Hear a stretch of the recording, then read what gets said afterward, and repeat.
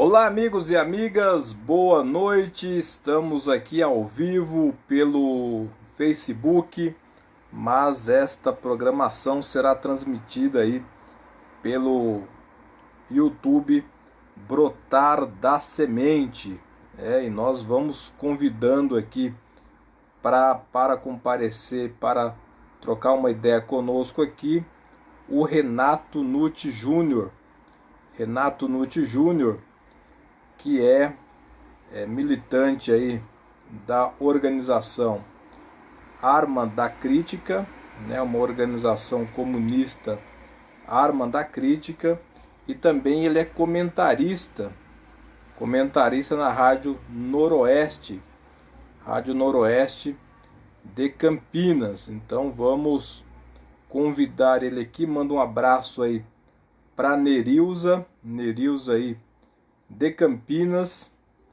E nós vamos conversar um pouco com o Renato Nutti Júnior hoje sobre a atualidade do pensamento aí de Antônio Gramsci. Antônio Gramsci é um grande filósofo, historiador, é também jornalista, e ele é um dos grandes formuladores do pensamento comunista, né, do pensamento aí socialista.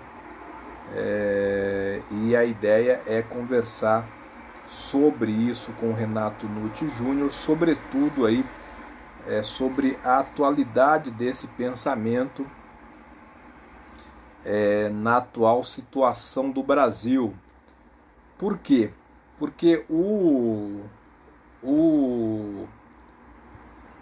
Antônio Gramsci, ele fascista, né, sobre o regime de Mussolini. E o Brasil hoje vive um regime que muitos consideram aí um regime muito parecido com o fascismo. O que o pensamento de Antônio Gramsci pode contribuir aí para a atualização do pensamento político, né, da luta política brasileira? Boa noite, Renato, tudo bom? Tudo bem, Jânio? Boa noite. Tá me ouvindo? Agora sim. Só Agora melhora um sim. pouco o seu enquadramento aí. Melhorou? Sim, perfeito. Baixa um pouquinho para aparecer a sua testa e o seu cabelo. É o contrário. Mas tá bom, tá aparecendo do seu óculos para baixo. Erga um pouco a sua câmera.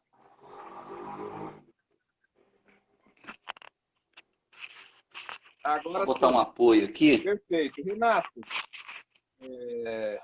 estamos dialogando aqui com o pessoal do Facebook, mas isso vai depois no ar aí no nosso canal no YouTube, Brotar da Semente. Mas o Renato Nutti, como eu disse, ele é membro da organização comunista Arma da Crítica. Também ele é comentarista na importante rádio comunitária de Campinas, que é a Rádio Noroeste, rádio que fica na Boa Vista, né? Rádio conduzida aí pelo Gerry, grande Gerry aí. E também o Renato já foi dirigente, né, do Partido Comunista Brasileiro. Então vamos conversar um pouco, Renato Nutti, você que tem aí uma grande formação, uma grande leitura da obra do Antônio Gramsci, sobre a atualidade do pensamento dele para esse momento político que o Brasil vive. Porque dentre todas as características históricas do Gramsci, ele viveu sob um regime fascista na Itália e preso, né, prisioneiro desse regime, e por existir esse regime, né, que combateu lá os socialistas, ele formulou muitos pensamentos, né, e muitas importantes contribuições aí para o socialismo. Bom, Jânio, primeiro agradecer pelo convite, pedir desculpa a quem estava aí aguardando, né, para assistir pelo inconveniente aí de termos que migrar de plataforma, né? Então, deixar aqui as desculpas aí para todos. E dizer que é sempre um prazer aqui estar no canal, né? Conversando, dialogando sobre a situação política brasileira. Então, isso é realmente muito importante. Bom, eu acho que em primeiro lugar, eu acho que é importante a gente, antes de entrar mesmo na obra do Gramsci, né? E aí, é claro, né, já de antemão, como o tempo é curto e o próprio meio, né, que a gente utiliza, ele não permite, né, um diálogo mais tranquilo, que a gente possa sentar, conversar, expor de maneira mais tranquila, né, e com mais interação, né, o conteúdo. Então, obviamente que aqui a gente não tem a pretensão de esgotar todo o pensamento do Gramsci, né, todo o assunto que nos motiva a esse encontro de hoje, né? Então, aqui é mais fazer alguns apontamentos, tá, sobre o Gramsci e sua obra. Então, nesse sentido, acho que a primeira coisa é o seguinte, né? Quem foi o Antônio Gramsci? O Gramsci foi um italiano, comunista, revolucionário, fundador do Partido Comunista Italiano e um dos maiores dirigentes do movimento comunista e operário europeu. Foi prisioneiro, foi deputado pelo Partido Comunista, né, no parlamento italiano, foi eleito deputado, foi prisioneiro do fascismo, o fascismo prendeu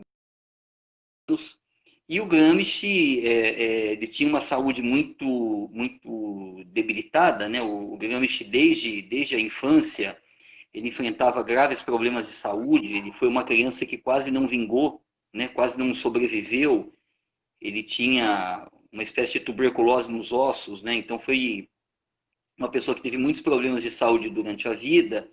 O Gramsci, a prisão foi muito dura para ele, no sentido de agravar os seus problemas de saúde. E o Gramsci acabou morrendo, assim, para o Mussolini não arcar com o custo político, né, da morte do Gramsci na prisão. O Mussolini solta o Gramsci, ele liberta o Gramsci, mas o Gramsci praticamente já estava à beira da morte, né? Tanto que alguns dias depois, ou semanas depois de ser libertado, o Gramsci morre.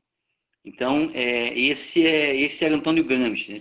Tem vários outros aspectos da vida dele que seria importante a gente considerar, mas eu acho que para os objetivos aqui, essas informações elas são suficientes, né?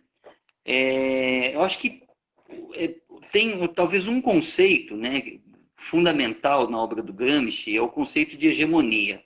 Tá? Esse talvez seja o conceito principal do Gramsci. Né? E como que esse conceito surge?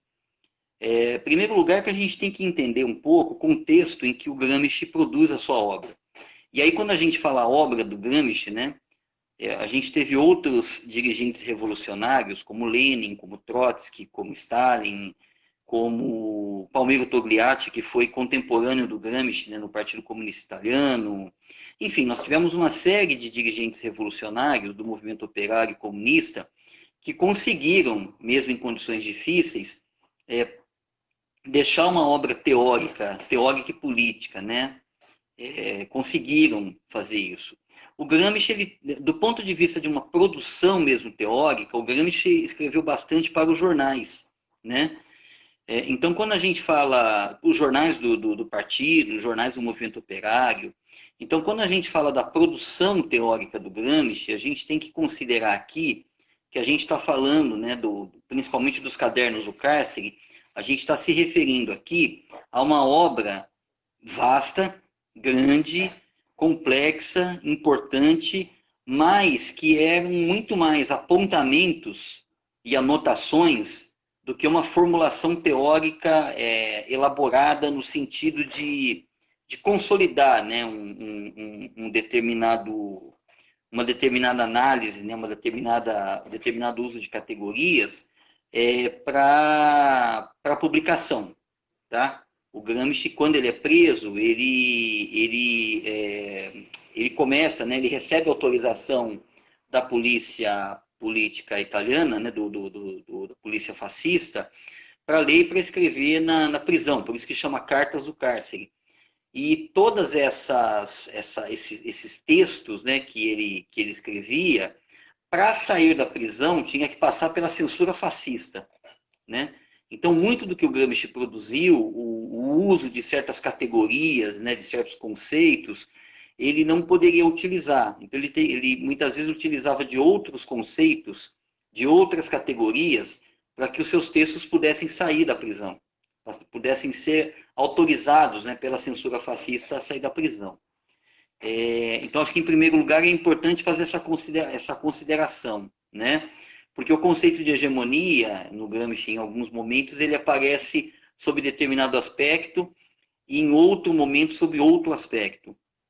Não aspectos radicalmente diferentes, né? Mas com certas distinções, com certas diferenças, tá? Eu acho que, assim, fundamentalmente, né, o contexto em que o Gramsci produz a sua obra está profundamente vinculado à sua trajetória política, né? O Gramsci, ele era da Sardenha, uma ilha que pertencia ao Reino da Itália, né? Ele era sardo, ele vai estudar no norte da Itália, né? E lá ele se junta ao Partido Socialista, tá? Um pouco antes da Primeira Guerra Mundial. Ele se junta ao Partido Socialista. E ele acaba participando, né, durante a sua presença lá no norte da Itália, né, que é até hoje a região mais industrializada, né, da Itália, mais economicamente mais desenvolvida. Ele acaba participando do movimento de ocupações de fábrica, tá? Assim, por que esse ponto da trajetória do Gramsci ele é importante? Porque é o seguinte, naquele momento, né, segunda década do século XX, 1911 a 1920, a Europa ela enfrentou talvez a sua mais, até então conhecida, maior guerra. Tá? Ela enfrentou, a Europa é um continente marcado por guerras, né? Os europeus, aliás, tem uma história, se veem, né, como figuras civilizadas, mas foi um continente absurdamente marcado por inúmeras guerras.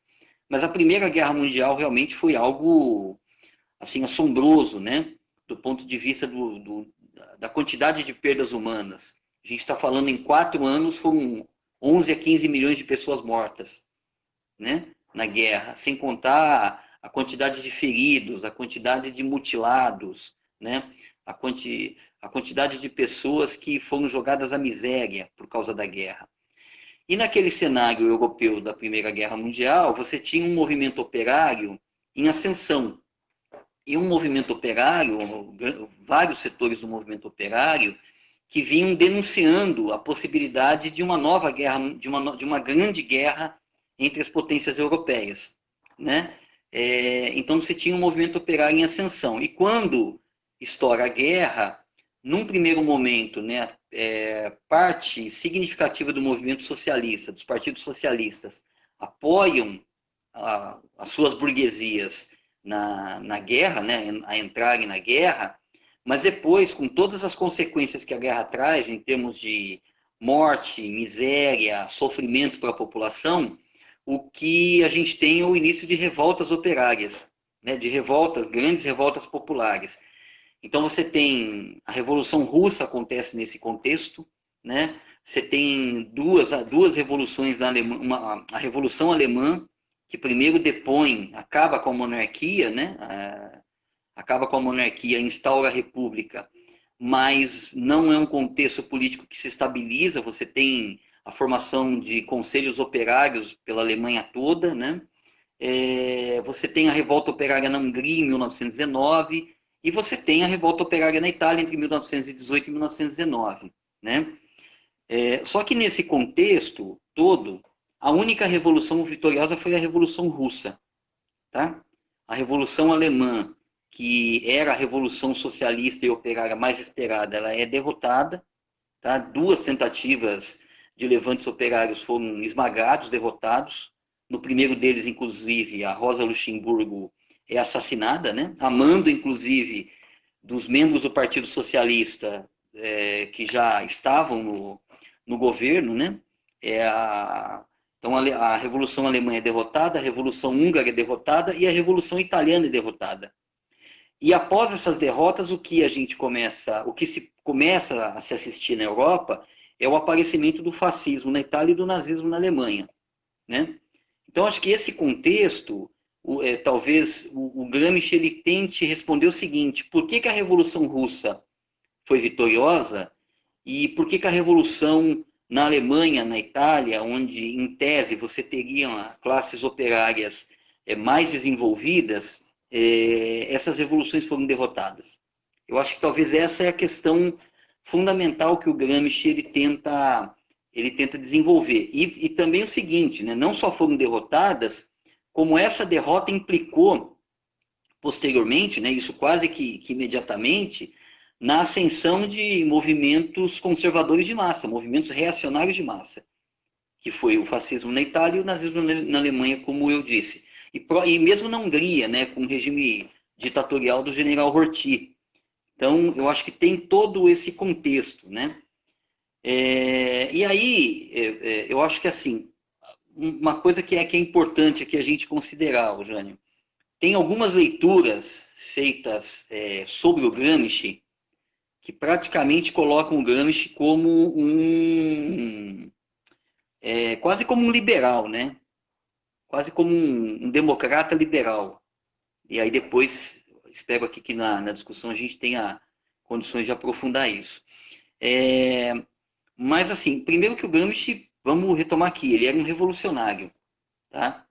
E a revolução para o Gramsci, como o bom marxista-leninista que ele era, né?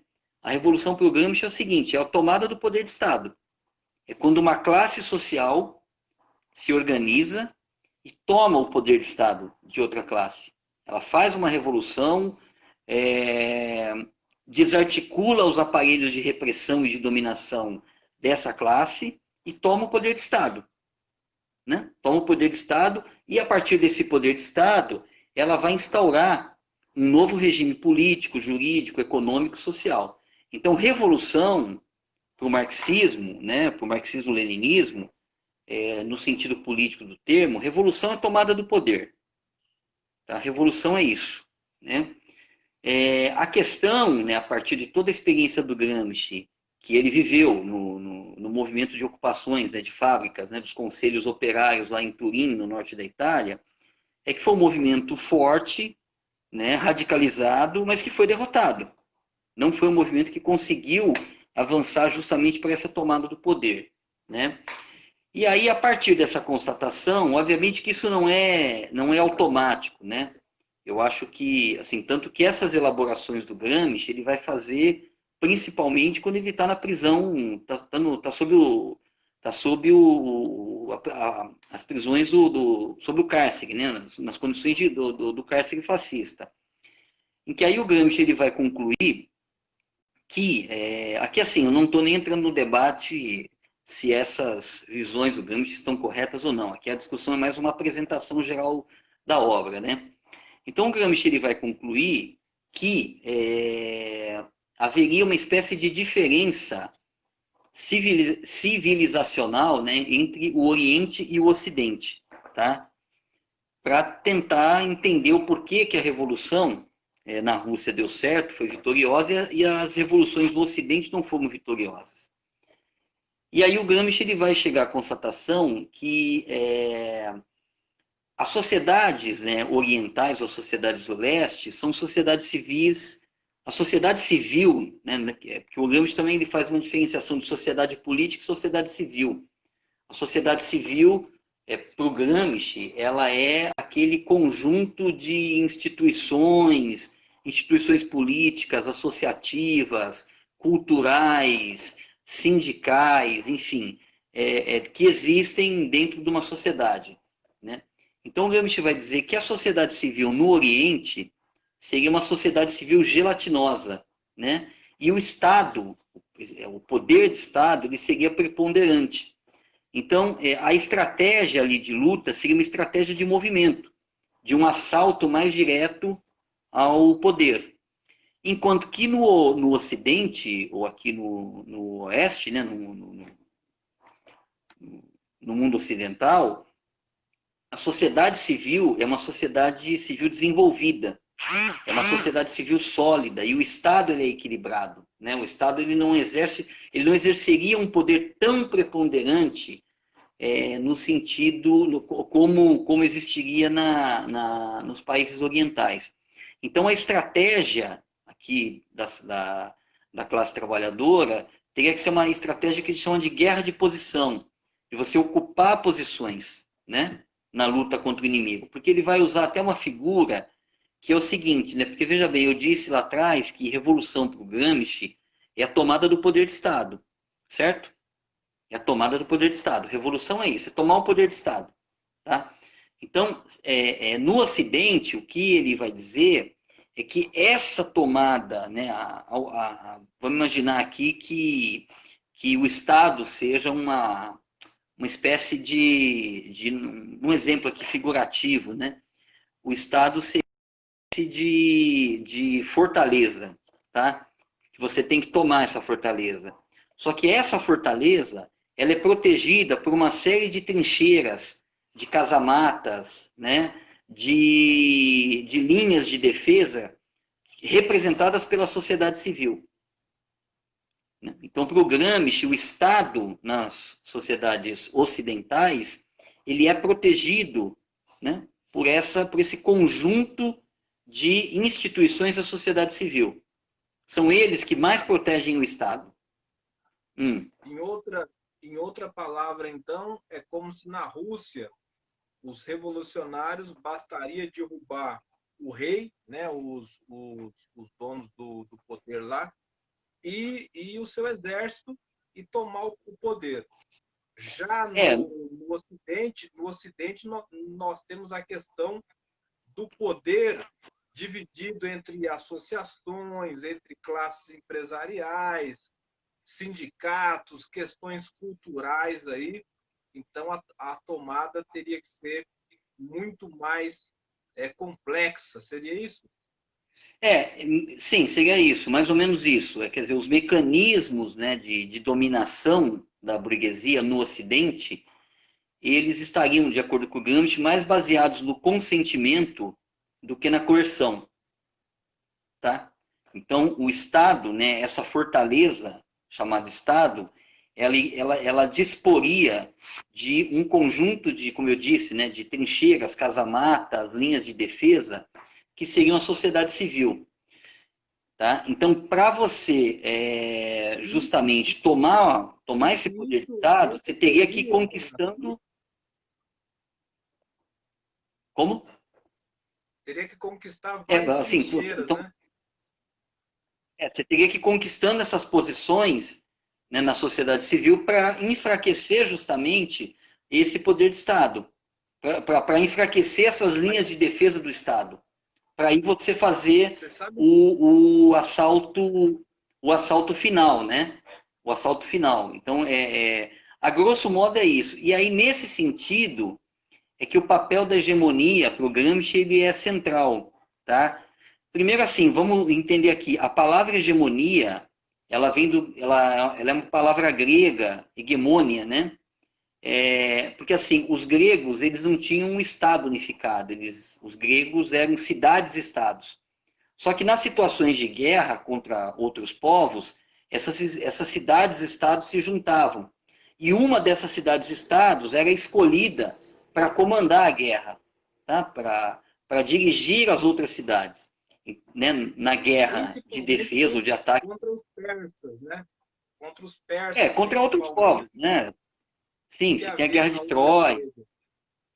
Sim, e aí o seguinte, então hegemonia nesse sentido era a direção suprema do exército, era a cidade-estado que ia ter a direção suprema do exército, né? Do exército das cidades-estados gregas. Então, a hegemonia, nesse sentido, eu acho que a hegemonia, né, como o Gramsci pensa, a hegemonia em política seria essa capacidade de dirigir e conduzir um processo político e social, tá? E a condução desse processo político e social para o Gramsci, é isso que eu falei no início, o Gramsci ele é um revolucionário, né? O Gramsci não é como eu vou dizer, ele não é um sujeito que quer uma reforma no capitalismo, ele era um revolucionário, ele lutava pela revolução socialista e pela tomada do poder. Então a preocupação dele era assim, era de como que o proletariado, como que a classe trabalhadora iria nesse contexto se organizar e se movimentar para tomar o poder de Estado, né? Para assumir o poder de Estado, tá?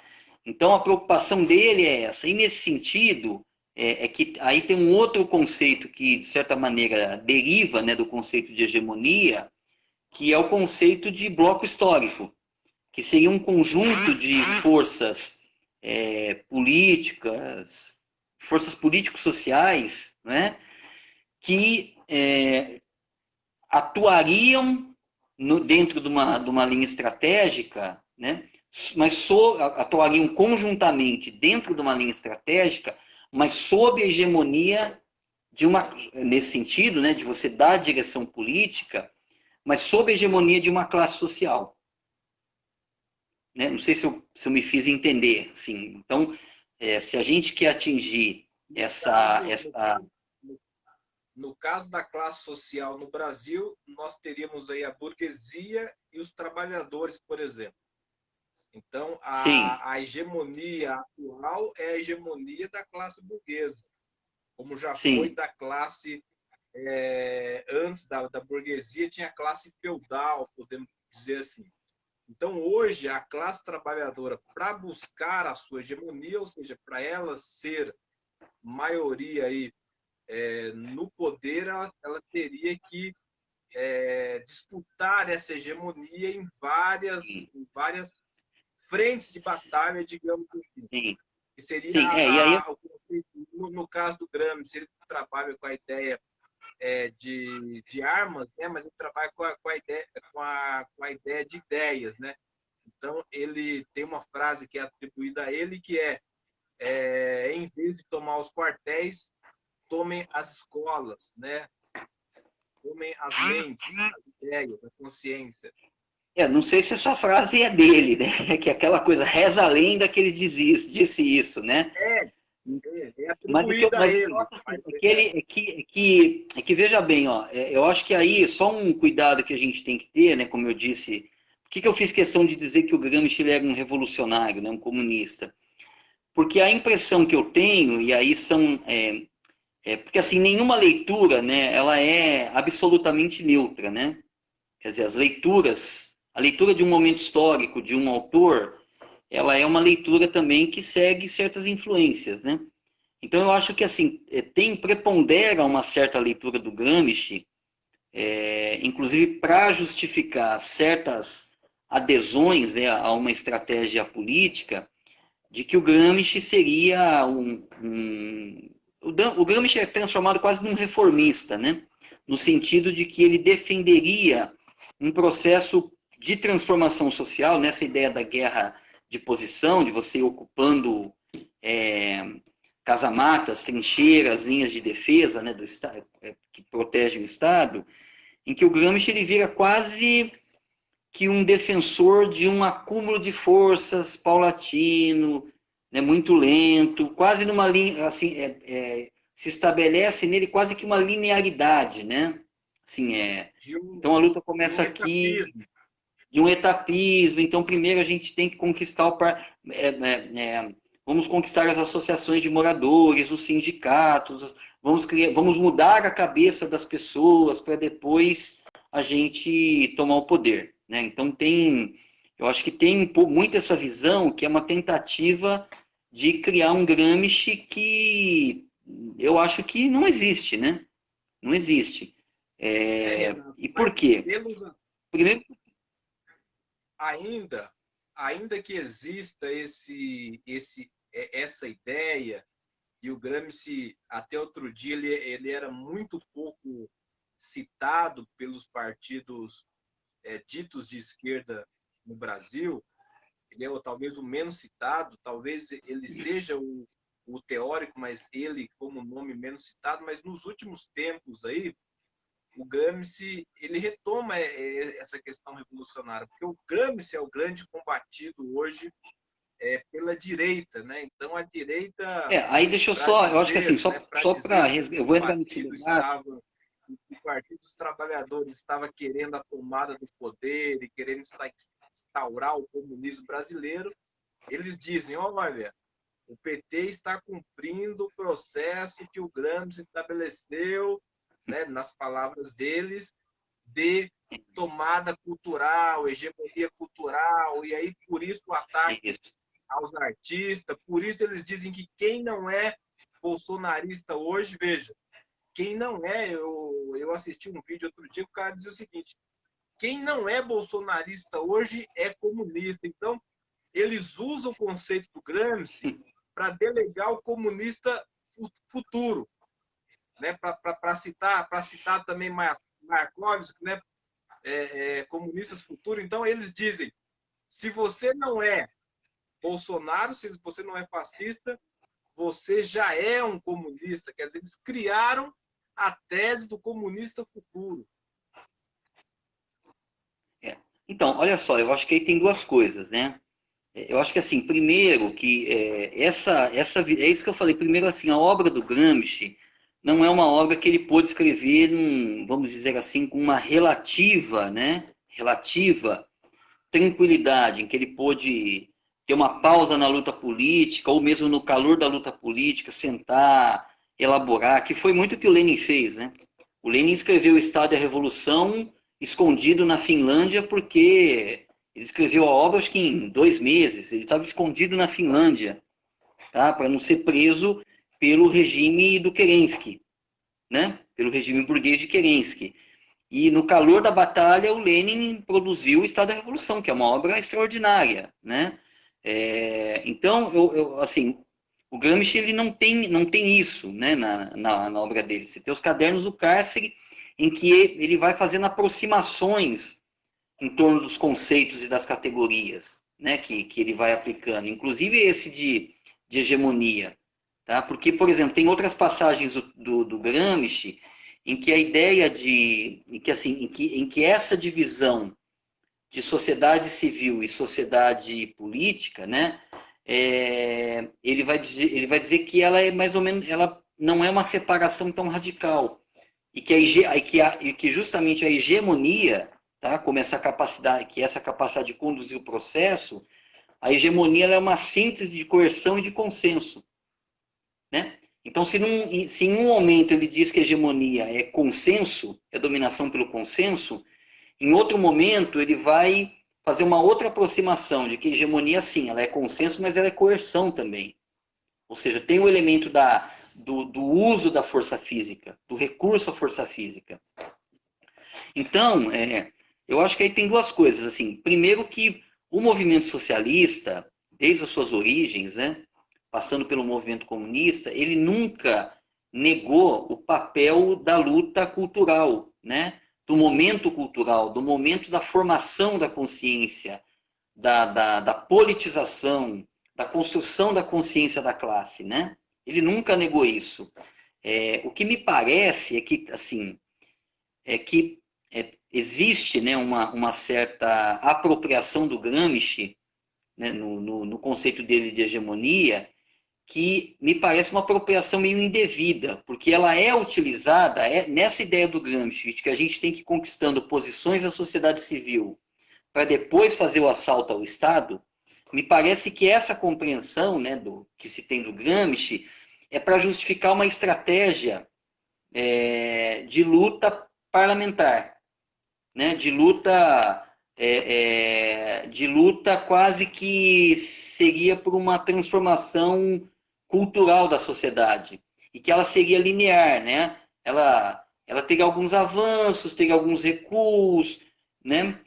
Mas me parece que é isso, é para justificar realmente uma estratégia bem paulatina, reformista, a gente avança um pouco, depois recua, depois avança de novo.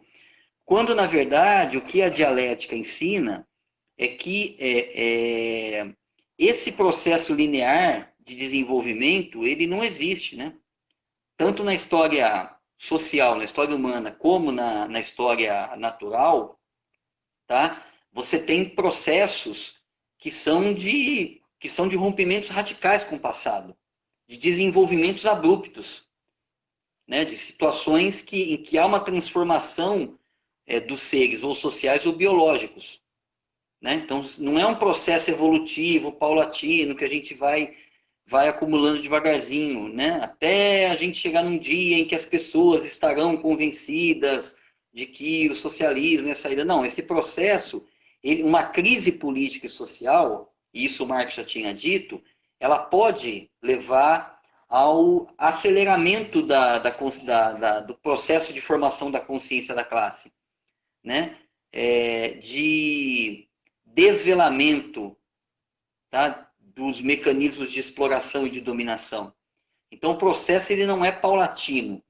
Tá? Ele é um processo que pode dar saltos no seu desenvolvimento. E aí, o que me parece que há uma apropriação do Gramsci que é utilizada para justificar justamente um processo de luta, né, paulatina, vamos devagarzinho, a gente ocupa aqui uma associação, depois ocupa aqui os sindicatos, depois ganha mais cadeiras no parlamento, depois a gente ganha mais umas prefeituras, e aí, assim, aos pouquinhos, um dia a gente vai estar com o poder de Estado nas mãos.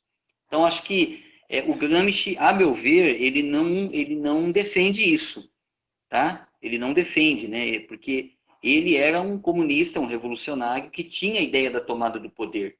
O que ele estava preocupado é o seguinte: como que a gente consegue construir isso no Ocidente, tendo em vista certas características da sociedade ocidental, que eu nem vou entrar no mérito se na avaliação dele está errado ou não, mas certas características da sociedade ocidental que não existiam na sociedade oriental e que por isso lá a revolução foi possível.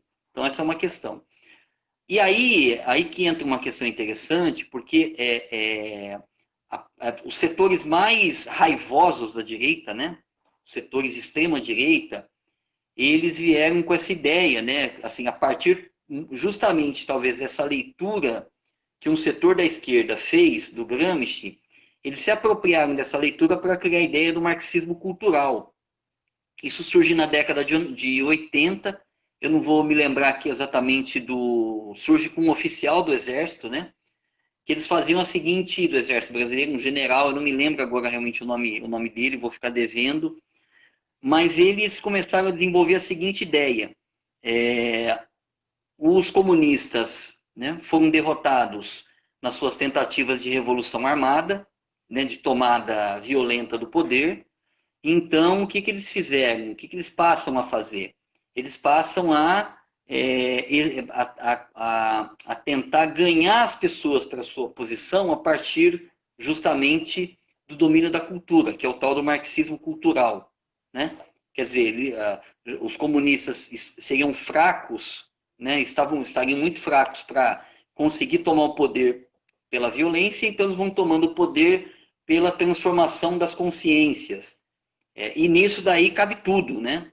Então, qualquer mínima questão, por exemplo, de defesa dos direitos das mulheres, né, contra o machismo ou contra o racismo, já poderia ser caracterizado como um marxismo cultural, né? Então, a extrema-direita também ela se apropria de uma certa visão também, que eu acho que foi construída pela própria esquerda, setores da esquerda do Gramsci, né? Que me parece que na esquerda se tentou criar uma certa oposição entre Gramsci e Lenin, tá? Quando Gramsci, na verdade, ele sempre foi um leninista, né? O Gramsci sempre foi um leninista. Então, acho que tem essa ideia, né? Muito comum, né? Que me parece equivocada. Ô, Renato, eu queria acrescentar o seguinte: eu vejo que tanto a China quanto a Rússia conseguiram processos aí de tomada do poder de forma armada e que vem a confirmar um pouco essa tese do Gramsci, né? Que são sociedades diferentes. Se por um lado o Gramsci tem essa teoria da coerção e também da da consciência, se por um lado você coloca isso, de que a esquerda se apropriou disso, que o Gramsci realmente não disse isso, por outro lado, do ponto de vista histórico, no Ocidente, com raras exceções, né, com raras exceções aí, nós não conseguimos construir nenhuma coisa nem outra. Com raras exceções, porque a gente poderia pensar aí em Cuba, pensar na Venezuela, pensar no processo da Bolívia, mas do ponto de vista digamos assim, de estratégia, a estratégia que o Gramsci, através de leituras aí de Marx, de Lenin, trouxe para a sociedade ocidental, me parece razoável, desde que não se, no meio do caminho, não se perca de vista a tomada do poder, porque você vai criando condições, você vai formando um exército aí de cidadãos, de pessoas conscientes, para que, num dado momento, num momento histórico, haja essa tomada e haja essa revolução. Então, se você tem um momento histórico, mas você não tem pessoas aptas, não tem essa formação, o poder vai ser aristocrático de novo, porque é a forma que as pessoas conhecem. Agora, se você tem essa consciência, digamos, participativa e etc., você tem condições dadas aí. É claro que a gente tem outros conceitos aí, né? Tem o vanguardismo, né? Que se prepara só uma vanguarda, e essa vanguarda, em tese, aí, não sei se ele seria capaz de controlar, mas eu queria entrar aí na questão seguinte: esse conceito e essa leitura que Gramsci tem aí, pelo menos isso que a gente conversou até agora, para o Brasil hoje, como é que você vê isso? Eu começo a pensar que a direita usa mais Gramsci do que a gente, porque a direita tem avançado nesse conceito. Vejam que até outro dia as igrejas evangélicas não tinham a participação que elas têm hoje na política. Até outro dia o exército, por exemplo, podemos considerar uma força do Estado aí, mas também que tem as suas raízes, até outro dia não tinha a participação que tem hoje, se bem que historicamente nós temos lá atrás o movimento tenentista, a gente tem aí em vários momentos da história a participação do exército e das forças militares aí, mas não nos últimos a redemocratização eles ficaram meio afastados e voltaram agora. Então, eu começo a pensar que, na verdade, a esquerda, veja, eu estou dizendo aqui que, na verdade, à luz da história do que nós estamos vivendo hoje, a esquerda abandonou o conceito gramsciano. Porque a esquerda hoje se resume aí a alguns partidos que disputam eleição, alguns sindicatos isolados, várias organizações. Já o bolsonarismo, ele agregou várias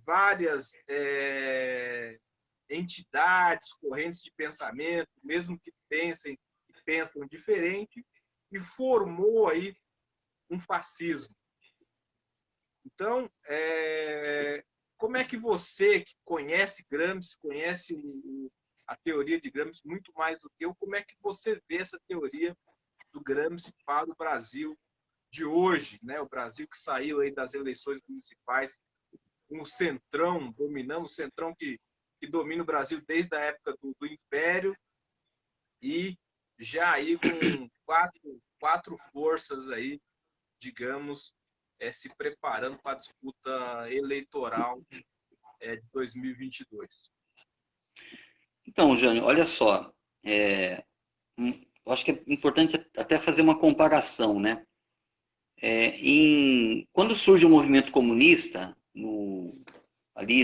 logo depois da Revolução Russa, havia uma oposição entre revolucionários e reformistas, né? Você já tinha o reformismo no interior do movimento operário, então você tinha lá os partidos socialistas, já tinham teóricos que defendiam, como Bernstein, entre outros, né, que defendiam um processo de luta paulatino, a gente avança, conquista umas cadeiras no parlamento, conquista umas melhorias econômicas para os trabalhadores através da luta sindical, e assim a gente vai, aos pouquinhos, ocupando espaços, até que um dia a gente tem o domínio do parlamento, tem o domínio da economia, enfim. Então, quando os revolucionários faziam uma defesa da ideia da revolução, né, da necessidade do rompimento revolucionário, né, da necessidade, e de que essa estratégia paulatina é furada, né? Ela é furada. Então, assim, eu acho que é importante relembrar isso, né? E por quê? Porque o movimento comunista, toda a história dele, ela foi construída nessa base, né, dessa oposição entre reforma e revolução. Não que os revolucionários se neguem a fazer a luta reformista, eles lutam por reformas, eles lutam por melhorias imediatas, né, para os trabalhadores, eles lutam por conquistas imediatas. A diferença é que os revolucionários, eles não traçam essa luta por melhorias imediatas como uma estratégia absoluta. Eles consideram que ela é importante porque ela agrega os trabalhadores, ajuda a organizar os trabalhadores, dotam os trabalhadores de consciência política, ideológica, de uma consciência organizativa. Obviamente que ela cumpre um papel importante, mas ela é limitada. Então, se os trabalhadores não tiverem o poder político nas mãos, e isso só uma revolução é capaz de fazer, todas as conquistas que os trabalhadores possam ter numa luta reformista, né, pequena, paulatina, tudo isso pode desaparecer, né? Então, os revolucionários não negam isso, tá? Por que eu estou dizendo tudo isso? E isso foi uma luta no século XX todo, entre o movimento comunista e a social-democracia, né, que seria o setor reformista do movimento operário. Por que eu estou relembrando tudo isso? Porque hoje, o que me parece, e aí isso é principalmente comparado com outros países irmãos aqui nossos, né, vizinhos, comparado com a situação argentina, chilena principalmente, com a situação venezuelana, com a situação boliviana, o que me parece é que aqui no Brasil, o nível de consciência dos trabalhadores hoje não é nem reformista, né? Você tem um nível de consciência hoje em que o liberalismo econômico e o liberalismo político, né, que conjugados vão gerar a ideologia liberal, ela está na cabeça dos trabalhadores, né? Ela está na cabeça dos trabalhadores, tá? Com a ideia, por exemplo, do empreendedorismo, entende? Com a ideia do empreendedorismo, quer dizer, que tem até, entende-se aí, né? A gente até entende que, de certo modo, essa ideia do empreendedorismo é uma espécie de reação, né, ao trabalho alienado, né? O cara trabalha, o patrão acumula capital e ele sempre vivendo em dificuldade, com salário baixo, com péssimas condições de trabalho, com um controle, né, sobre o seu tempo, né, dentro da fábrica, sobre o ritmo da produção. A gente até entende isso. Mas há uma perspectiva aí do trabalhador que é o seguinte, que não é nem uma perspectiva de reformista, de conseguir melhorias dentro do capitalismo. É uma perspectiva mesmo liberal. Então, eu acho que a gente retroagiu muito em termos de consciência. Muito. A classe trabalhadora brasileira está muito tomada pela consciência liberal, né? E isso coloca para nós, que lutamos pela transformação revolucionária e socialista do Brasil, para a gente que luta, né, que nessa luta a gente defende também uma perspectiva anti-imperialista, né, que o Brasil precisa superar as cadeias da dependência, da semicolonialidade, tudo isso, a gente acha assim, que assim, a gente tem essa compreensão que a luta ideológica hoje assim, superar essa perspectiva essa perspectiva na consciência dos trabalhadores brasileiros, que é uma perspectiva liberal. E aí é lógico, né, que a gente que nesse processo a gente tem que fazer uma disputa, assim, tem que fazer a disputa ideológica, a disputa cultural, a disputa política. Então ela é uma disputa né, que é uma disputa de amplo espectro. Não é uma disputa concentrada no aspecto econômico, ela é de amplo espectro. Né? Ela tem um espectro bem significativo. Né? É um leque de possibilidades de luta que a gente vai ter que construir. Né? E aí, nesse e nessa tarefa, nessa luta, é que a gente vai precisar construir um processo de hegemonia política da classe trabalhadora para romper justamente com essa perspectiva liberal, tá, em primeiro lugar, e também com a dependência, né? Com a condição praticamente semicolonial que o Brasil está sendo jogado pela classe dominante brasileira. Então, essa luta a gente vai ter que fazer. Né? E o que deixa a gente um pouco agoniado, assim, é que esse processo, né, quando a gente fala de trabalhar a consciência do povo, as pessoas muitas vezes acham que é o seguinte, né, dar curso de formação, né? Ou é a gente botar um trabalhador aqui do nosso lado e falar, vem cá, vamos conversar aí sobre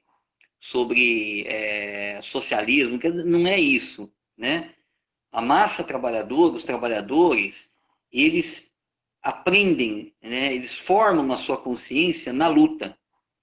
A luta dos trabalhadores é forjada, né? A consciência da classe trabalhadora é forjada no processo de luta. E aí o que agonia um pouco a gente é a gente ver, por exemplo, que a esquerda, assim, os grandes partidos de esquerda, né? Ou de centro-esquerda, enfim, estão hoje concentrados no seguinte, estão hoje assim, com a atenção voltada para o seguinte: qual vai ser a nossa aliança, qual vai ser a nossa frente para 2022? Vai ser frente de esquerda ou frente ampla? Quando, na verdade, tem um conjunto de contradições, nós temos 40% da população brasileira ou desempregada, ou no desalento, ou subutilizada, 40%. 40%. Não estamos falando de 4%, estamos falando de 40%. Né? Quer dizer, e aí a gente não vê nenhum. E aí é o seguinte, você está gerando uma contradição social, isso é uma panela de pressão. E aí nós não estamos vendo nenhuma organização de esquerda, por exemplo, pensar o seguinte: como que a gente organiza esse povo? Né? Por exemplo, ano que vem, nós vamos ter uma crise fiscal. Aí, o papel aí seria organizar a luta ou por ocupação de fábricas aí, fábricas quebradas, digamos, para retomar ela, ou para geração de processos aí cooperativos, né, digamos, só para exemplificar, né? Pode ser qualquer. Eu acho que pode ser qualquer. Também é uma demanda pela sobrevivência. Né? Sim, eu acho que pode ser qualquer coisa, porque é no processo de luta que os trabalhadores se organizam, que os trabalhadores formam a sua consciência. Então, assim, a gente tem 40% da massa trabalhadora nesse país nessa situação. E não tem, assim, a gente não vê a esquerda brasileira falando como que a gente organiza esse povo, né? A gente percebe, por exemplo, que no ano que vem, provavelmente uma crise fiscal muito grande vai se abater sobre os municípios, estados e municípios, muito grande, né? Que vai afetar diretamente os serviços públicos e o funcionalismo. Tem prefeitura que pode escrever, não vai ter salário, não vai ter dinheiro para pagar salário de funcionário público. E como é que os caras vão compensar a queda na arrecadação? Aumentando imposto. Ou de IPTU, bom, o IPTU já está aumentando em várias cidades, né? As contas de energia estão aumentando. Então, assim, como é que a gente organiza essas pessoas? O que a gente propõe para organizar essa massa? Né? Então, eu acho que assim, se a gente quer pensar seriamente em São Paulo já está cobrando. Oi, em São Paulo? Só para você ter uma ideia dessa crise, o Dória em São Paulo já está cobrando aí dos aposentados. Os aposentados, funcionários públicos aposentados do estado de São Paulo, ele está cobrando de 11% para quem ganha até R$1.000, quem ganha até 3.000, 24%. Então, o aposentado que ganha hoje R$ 1.000, está perdendo R$ 110 por mês, que o Dória Sim. Não, está... e tem o problema dos pedágios aqui em São Paulo, que aumentou novamente os pedágios. Isso vai encarecer o preço, isso Sim, encarece o preço do frete, encarece o preço do transporte, penaliza os caminhoneiros, né, principalmente os caminhoneiros autônomos, né? exato. Penaliza esses caras que Então, passam 16 horas por dia na boleia. Então, assim, o que eu quero dizer, Jânio, é que se a gente pudesse, assim, dizer o que o Gramsci deixa, né, como ideia, né, para a gente, né, assim, o que ele traz de lições, eu acho assim, primeiro que pensando nessa perspectiva da revolução, ou seja, da tomada do poder, e a partir da tomada do poder você ser capaz de imprimir uma série de reformas sociais, políticas, de mudanças mesmo, reformas de transformações, profundas transformações econômicas, sociais, políticas, culturais, né, ideológicas no Brasil, você precisa conquistar a hegemonia no seio do povo. Essa hegemonia hoje está sendo dada pelos liberais, tá? Então a gente precisa conquistar essa hegemonia. Agora, a conquista dessa hegemonia, ou seja, a conquista dessa consciência, né? A conquista dessas posições na sociedade civil, para usar a expressão do Gramsci, ela só vai ser feita no processo de luta, né? Ela só vai ser feita se a gente se dedicar a organizar essa massa que está aí. As contradições desse país estão explodindo. A gente daqui a pouco vamos estar com um problema também, o que está acontecendo, o que aconteceu no Amapá, né? E o que no Amapá não, desculpa, foi no Amapá, desculpa, no Amapá. E o que pode acontecer agora em Roraima, com a falta de energia, é uma situação que pode se alastrar no Brasil todo.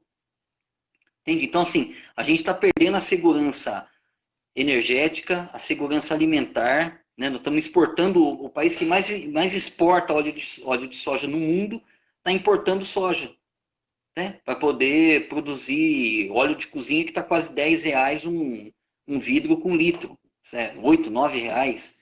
Então, assim, eu acho que tem uma série de contradições. Então, a gente só conquista essa hegemonia, né? Assim, só vai conquistar essa hegemonia no seio do povo, primeiro, acho que tendo muita clareza do que a gente quer, tá? Porque, assim, eu acho que essas eleições municipais também deram um sinal de que aqui em Campinas, por exemplo, foi em torno de 60% de votos brancos, nulos e abstenções.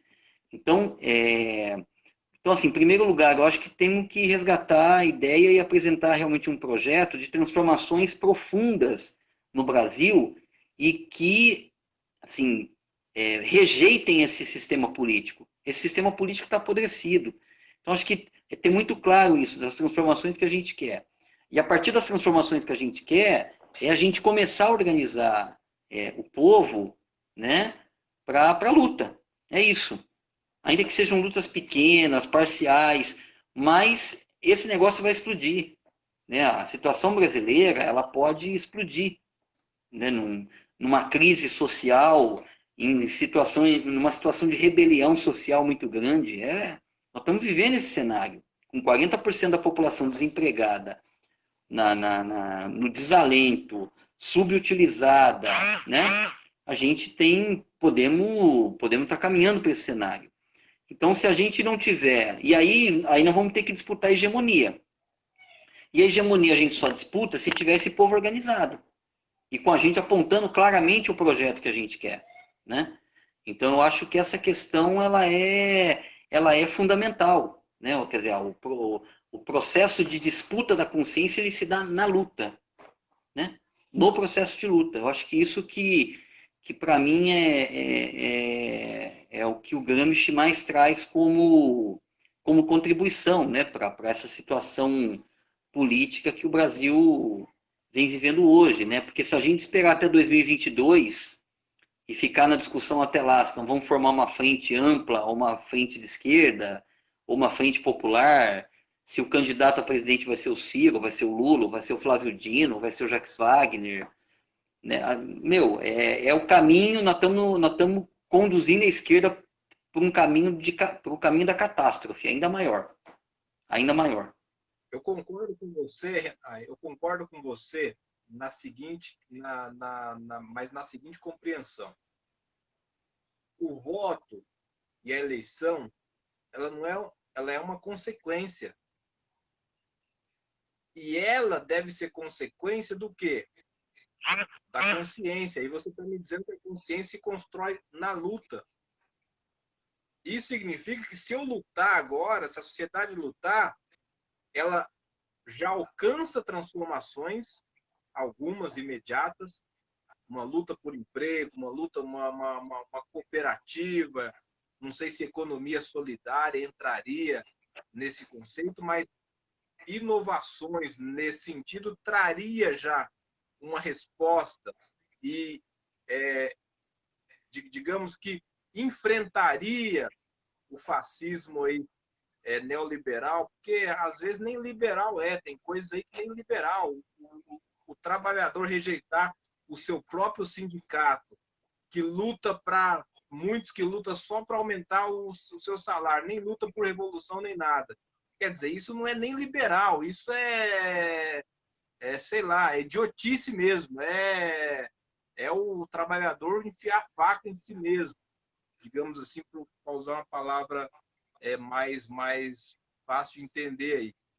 Então, a questão, eu concordo com você, é que é a luta que vai resultar se a saída é eleitoral para ganhar poder decisório, é a luta que levará a esse resultado. Não é o comodismo, pensar em eleição, porque se o pensamento for só eleitoral, as bases da sociedade hegemônicas estão dadas para a direita. Né? O centrão não é novidade nenhuma, a mídia fala de centrão. Se a gente pegar lá Raimundo Faoro, vamos perceber que desde a monarquia que o centrão comanda o Brasil. Esses caras vêm de longe. E o poder desses caras não é construído, tem a compra de voto, tem uma série de coisas, mas também tem a hegemonia deles na sociedade. O judiciário é deles, as forças armadas são deles, nas cidades aí, boa parte das associações são deles. Para se ter uma ideia, Renato, você sabe disso melhor do que eu, a reforma do Temer tirou a contribuição sindical, que era obrigatória para os trabalhadores, mas tirou a contribuição empresarial? Não. Tirou o recurso público que vai para o sistema S? Não. Isso significa que, por uma construção estatal, por uma construção do Estado,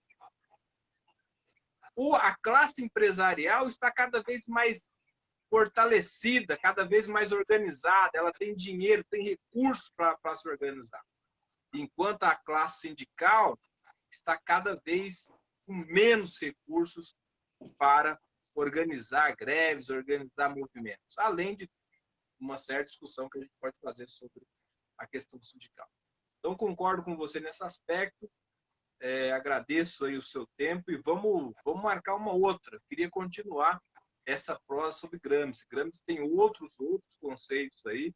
Eu sei que tem outros teóricos, talvez você até prefira Lênin, outros teóricos, mas Jânio, creio que o Gramsci me parece o que vai ter respostas aí para a nossa sociedade ocidental.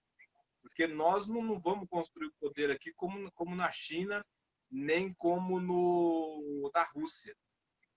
E Cuba, Venezuela, não sei se as condições brasileiras são favoráveis. Nós já tivemos lá o Prestes, né, o Cavaleiro da Esperança, tivemos tentativas aí, você conhece muito mais, e que não produziram resultado esperado. Então, a questão brasileira me parece, a realidade brasileira me parece que traz aí uma necessidade, uma compreensão maior do que Gramsci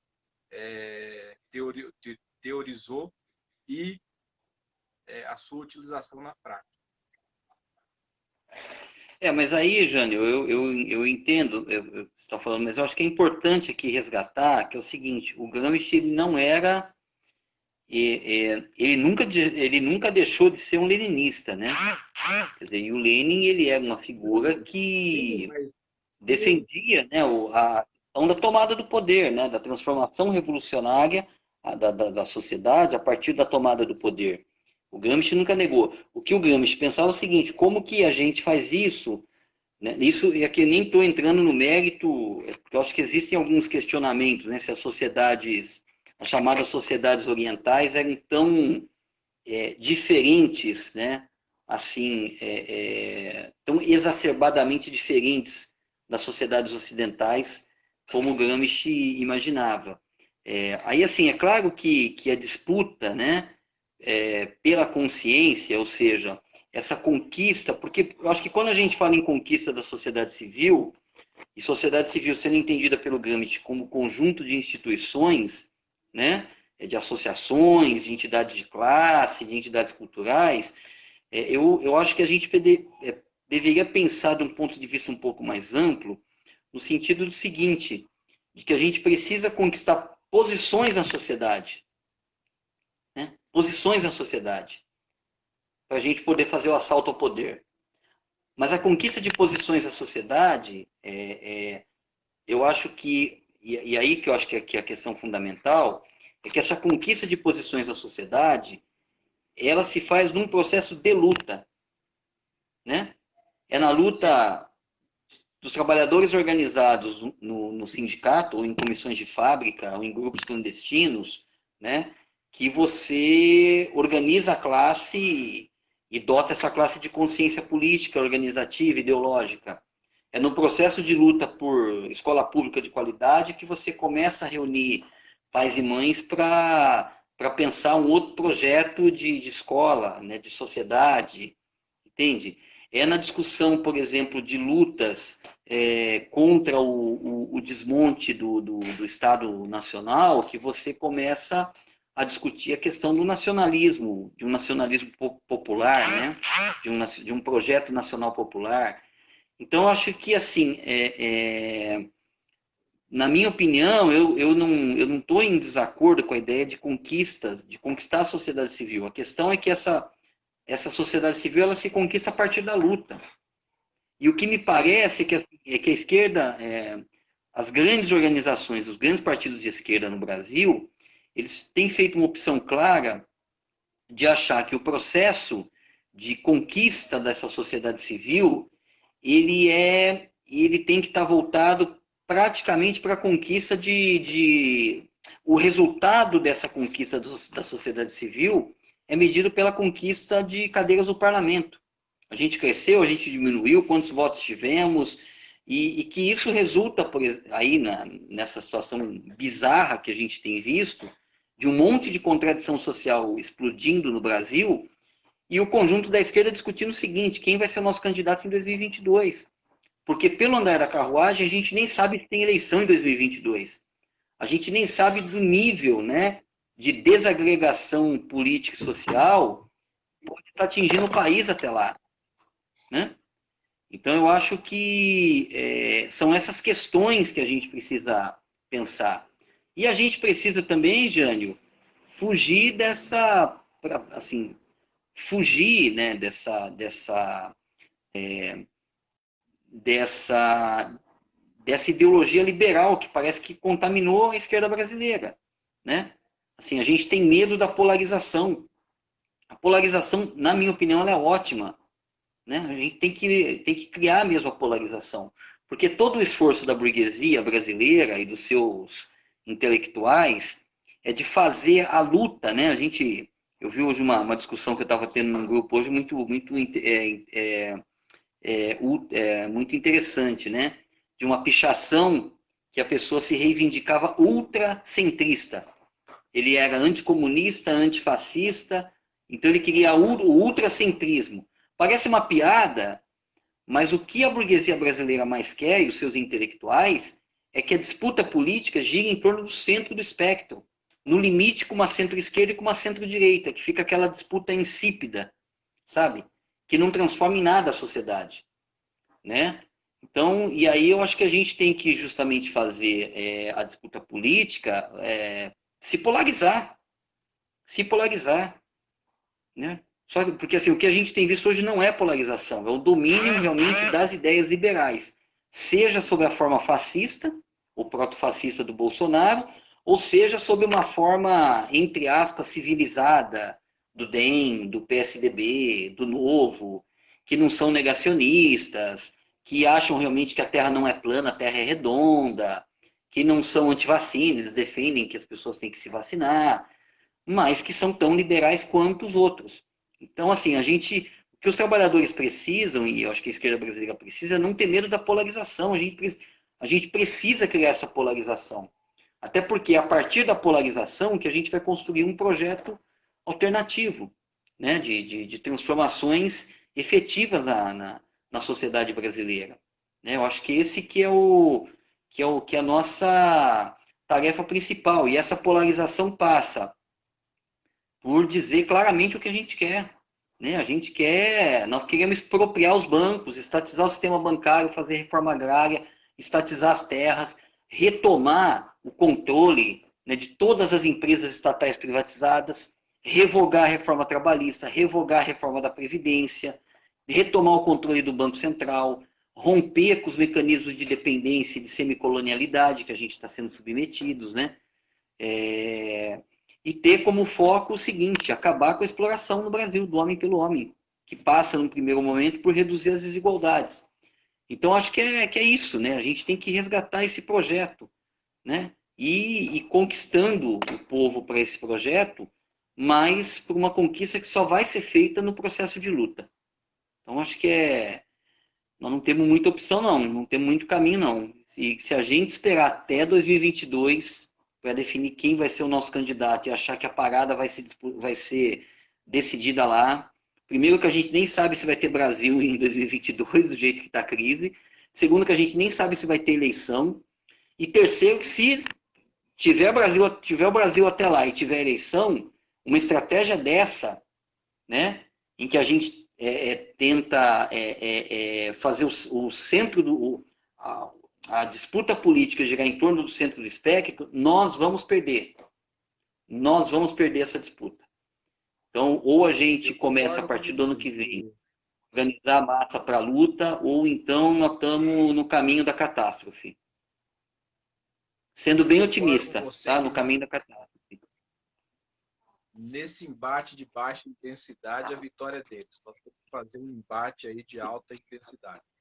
Mas é isso aí, Renato. Agradeço a todos que nos acompanharam aqui. O Manezinho Santos, que fez vários comentários aqui sobre a importância do sindicato, né? Sem sindicato não existe luta. O povo tem que ir para a rua, tirar a burguesia do poder. O João, vários colegas aqui que nos assistiram. Grande abraço e até mais. Obrigado, Renato. Valeu, Jânio. Um abraço. Valeu. A luta continua. A luta continua.